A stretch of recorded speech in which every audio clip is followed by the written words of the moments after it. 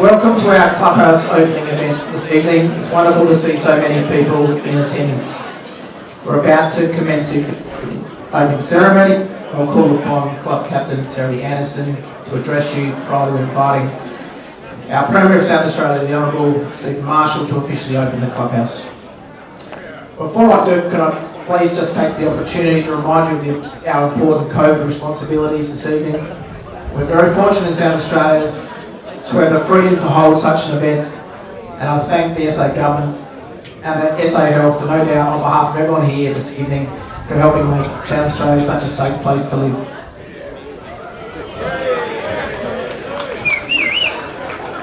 We certainly can't be complacent, and we need to keep doing our little part. So please follow the directions of our COVID marshals this evening, maintain good distance and hygiene, and hopefully we'll have a wonderful evening. I urge you to spread yourselves around our expansive clubhouse tonight and enjoy the food and beverages on offer. Hopefully you're all handed a map on the way through, but if not, certainly move your way around and you'll find lots of opportunities as you walk through the building. If not, just see one of our friendly staff and I'm sure they'll be there to help you. Above all, have a wonderful evening tonight. Enjoy the celebrations and the wonderful camaraderie and spirit of membership of this great club amongst family and friends.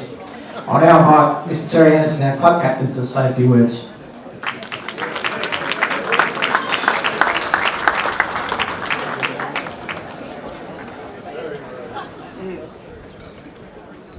Okay, welcome everybody to the official opening of the Kooyonga Clubhouse redevelopment, and in particular welcome to our special guest Stephen Marshall, the Premier of South Australia. Also welcome to life members Dr. Javal and Pauline Sanderson, our President Harry Moore and Vice President Walford Tharp. Also welcome to our local member Matt Cowdrey, the member for Colton, who has won 13 gold medals at the Paralympics. So where are you, Matt? He's here somewhere. He's a very modest man. And also the Mayor of West Torrens, Michael Coxon. Welcome also to you. Premier, we're delighted that you could attend today. I'm sure that having our very own Nick Reid now heading up the Department of Premier and Cabinet helped our cause. And we know that you'll get excellent advice from him over the years. But his playing partners will tell you don't take any golf advice from him. I think I can also speak on behalf of everyone here in thanking you and your government for the response to COVID-19. I think we're very lucky to be living in South Australia, and your government's communication to the general public and to the affected organisations like ours has been exemplary.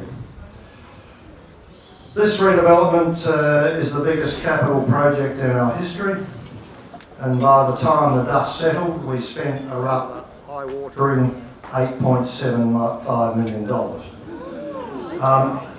However, I prefer to see it as an investment, and I'm confident that over the next decade or two, we'll all appreciate that it was a wise investment and has given us not just value for money, but facilities that are second to none. Brett gets very nervous when I say this, but we shouldn't have to have any major developments done on the clubhouse now for at least 20 years. And I can't be held to that because I'm disappearing in 4 months' time, so somebody else will have to wear the can for that. The project had a very long gestation period, with planning beginning several years ago. And there were many versions of the plan. Many lines were drawn, rubbed out, redrawn, rubbed out again, and put back in before a final plan evolved. As in golf, timing is everything, and we pushed the button in 2020 to begin building, and that was before the full impact of COVID-19 really hit us. It's probably fair to say that the button might not have been pushed at all had we not full impact. But as the cost estimates grew, and they grew, It would have been tempting to perhaps do the redevelopment in stages, or to discard the idea of a wine room, or do without extra fireplaces, or a business centre. But committee's overriding philosophy was to do it once and to do it properly. And I think we've done that. One of the principal philosophies was to separate the function area from the members area so that neither disrupted the other. In saying that, I would back our members to be rowdier than any guests we have here. And I don't want to downplay the cost of the project, but consider what we got. We got a new women's locker room, an expanded men's locker room, a more functional kitchen and preparation area, a wine room, new admin facilities, a new function area capable of seating 200 people, a new boardroom, greatly expanded bag and buggy storage, a lift, a business centre and a new members entrance. It's a pretty impressive list, and while some might say it's an extravagant, it is in keeping with our strategic goal of offering first-class services to members, be it on the course, our facilities, or the level of service provided. The renovations allow us to stage state, national and international events such as the Women's Australian Open and Premier. We look forward to your continuing support for that event. And the Australian Amateur Championship, which begins here next week. As we begin the countdown to our centenary year in 2023, it's instructive to reflect on our achievements over the past century. We've hosted 5 Australian Opens, a Women's Australian Open, 20 South Australian Opens, and the Australian Amateur Open, which begins next week. We've also hosted that event before it became a mixed event, twice for Women's Australian Open and once for males. In addition, in the elite pennant competition in this state, we have one more Simpson Cup titles than any other South Australian club by a country mile. More Pauline Sanderson Cups for the top women's pennant side by an even bigger country mile. And more Shark Cups for junior pennants. So we have a very proud and successful history. It's a proud record, but most importantly, we provide a game of golf for the 1,000 playing members who play nearly 50,000 rounds a year. Hopefully some find time to work and do some gardening, but I'm not all that sure they do. Just recently I was rereading our history book and I wondered what our founding fathers, and yes, they were all men, would make of the club they founded nearly 100 years ago. I think they'd be mightily impressed because what was out there behind you back in 1923 were cow paddocks, swampy areas and sand dunes, and where the new clubhouse stands was an old farmhouse. The transformation is staggering. Within a green oasis, what's emerged over the decades and across 2 centuries is a world-class championship golf course. And we now have a clubhouse to rival anything in Australian golf. It's interesting to note that the original clubhouse was pretty run down, with the old farmhouse housing male members, while the female members were relegated to a tin shed behind the house. Not that I make a habit of going into our new women's locker room, but it is positively salubrious compared with the old tin shed. And I'm sure the female members of that era would be stunned by today's locker room. Clearly, new facilities were required back in those days, but the budget for an upgrade was a mere £1,500, the equivalent of 3.25 million today. In keeping with construction projects, the lowest quote exceeded this figure, and presumably it took longer than expected to complete. So how spoiled are we today? Because the members were asked to contribute to the cost of providing hot water for that original clubhouse. And they agreed. Come to think of it, that's not a bad idea. The first major redevelopment following that was planned in the 1930s, and the committee of the day reportedly nearly fell out of their chairs because the first estimate was £3,162, or 7.118 million in today's terms, no GST.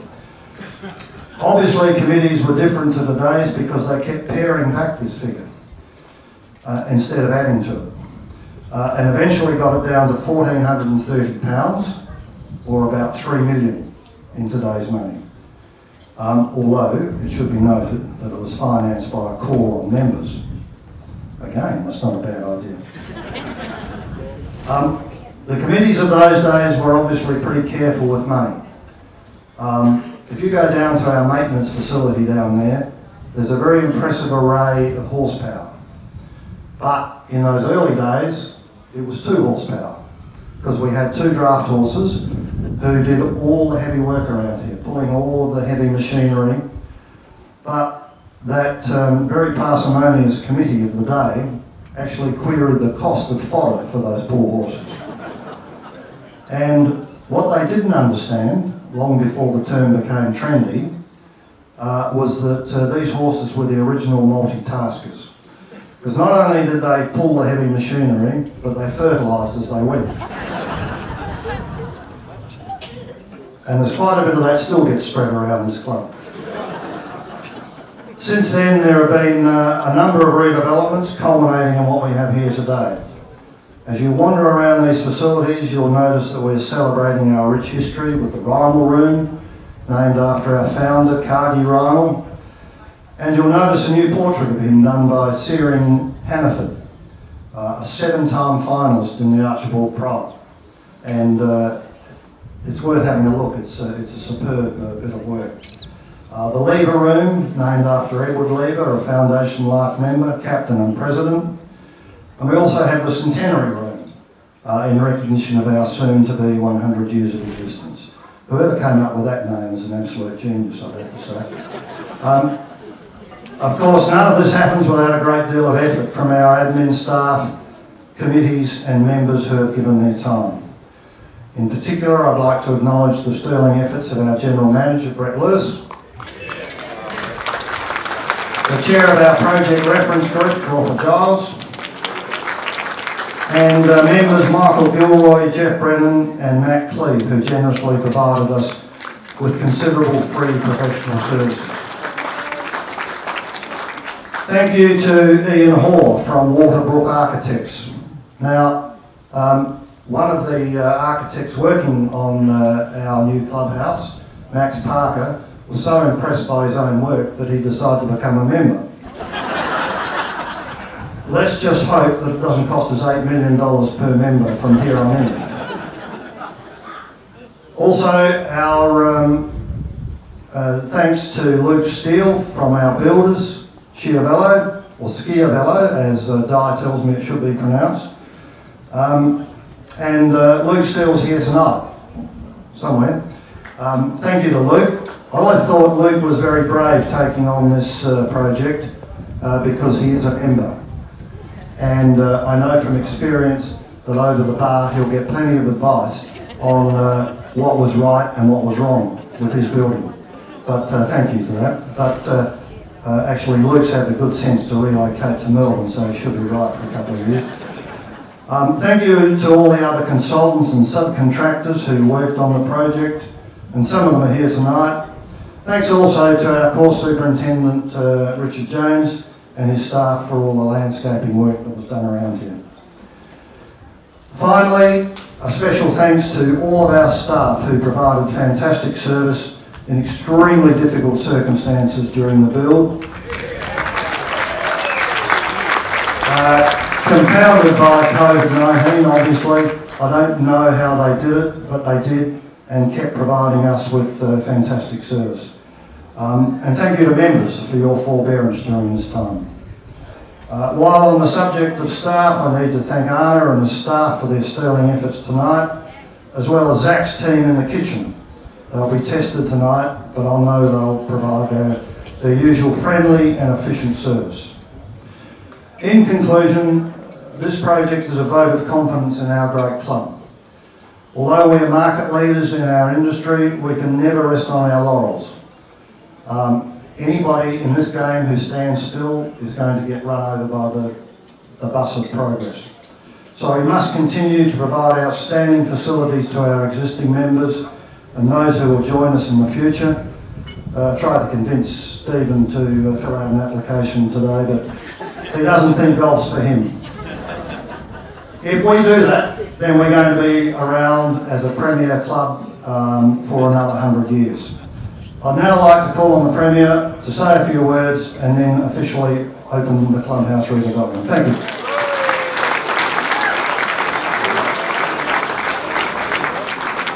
Thanks very much, Terry, and good evening to everybody. Can I begin by acknowledging that this evening tonight we are gathering on the traditional lands of the Kaurna people and that we acknowledge their ongoing spiritual relationship with this land.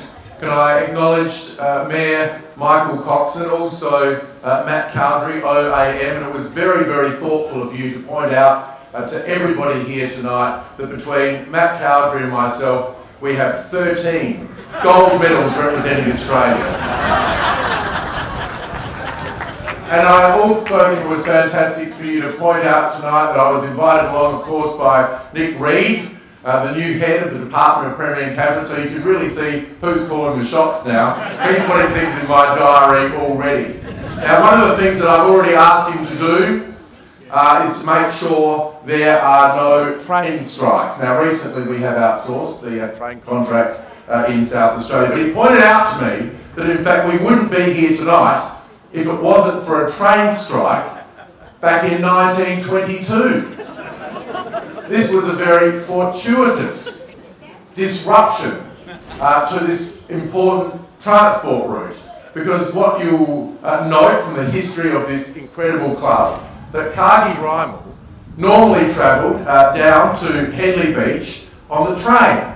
There was a strike. He went down the tram. He got up halfway through his journey, and what he saw was very different from what other people were seeing at the time. Now, if we were on that tram, we would have seen swamp and paddock, we would have seen sand dunes, and he saw an incredible opportunity. And this is unequivocally a lighthouse club and course for our state and for our nation. And I think that the great foresight and vision shown by Mr. Rymal has been continued with the membership that is here tonight. So I want to offer my heartfelt congratulations to Club Captain Terry Anderson, to past captains, members of the committee, and of course all of the men and women who make up this wonderful, wonderful club. A club which, as has already been pointed out tonight, has hosted 6 Australian Opens, 5 men's championships in the 50s, the 60s and 70s, and more recently the ISPS Hunter Australian Women's Championship, which will be held here again early next year, postponed of course with this year. Can I offer my congratulations to the club, to Brett Lewis and his team for coping with a particularly difficult year with the coronavirus, and can I at the same time offer my congratulations to every single person here, even the ones in the cheap seats behind me tonight. Because, you know, this coronavirus is something that the entire world has had to cope with. And I think we have in South Australia really demonstrated to the rest of the world that we can all work together, and there have been enormous sacrifices made at the individual level and the collective level, but by working together, we have really put ourselves in an enviable position. So congratulations to each and every one of you here tonight.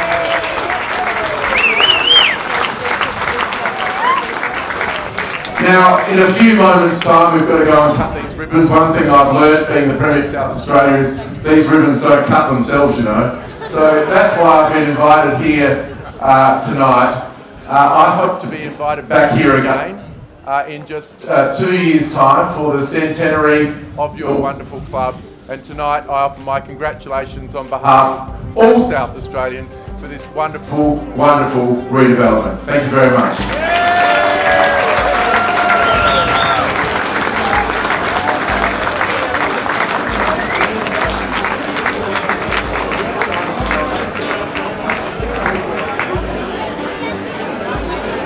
Right, you ready?